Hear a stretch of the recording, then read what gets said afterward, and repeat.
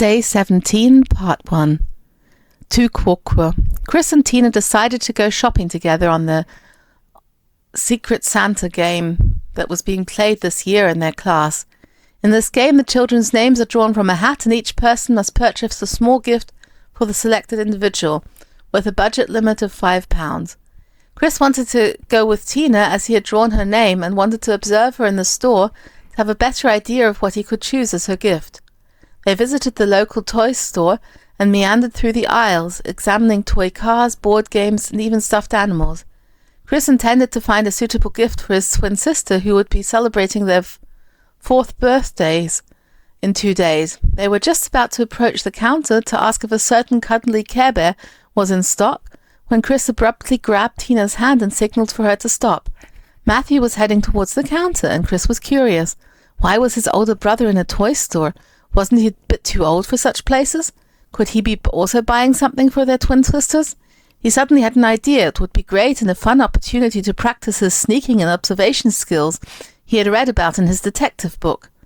Chris and Tina discreetly and cautiously maneuvered around a few shelves, and they managed to crouch down behind the counter, well within earshot of the upcoming conversation. Matthew was reading from a piece of paper and asking the young shop attendant about the availability of a particular children's detectives kit. Chris was puzzled. That was the exact same kit he had requested in his letter to Santa. The lady behind the counter, a pretty girl of around Matthew's age, engaged in a conversation with him while checking for the detective kit. Matthew explained that he was purchasing the kit as a gift for his 8-year-old brother, who had a keen interest in being a detective. I guess all boys are into that at that age, he chuckled.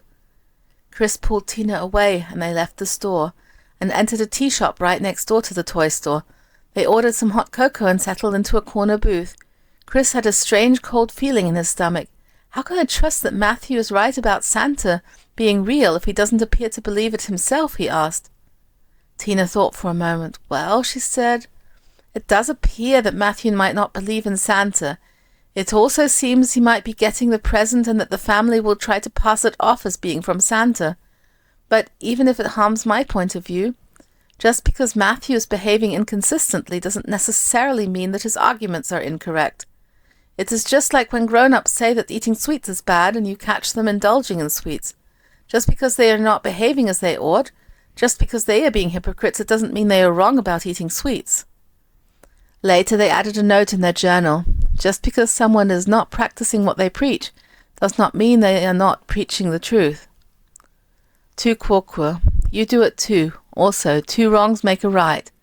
The fallacy of defending a shaky or false standpoint or executing one's own bad action by pointing out that one's opponent's acts, ideology, or personal character are also open to question, or are perhaps even worse than one's own.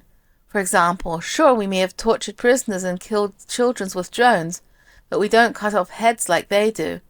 Or, you can't stand there and accuse me of corruption. You guys are all into politics and you know what we must do to be re-elected. This fallacy is related to the red herring and to the ad hominem argument.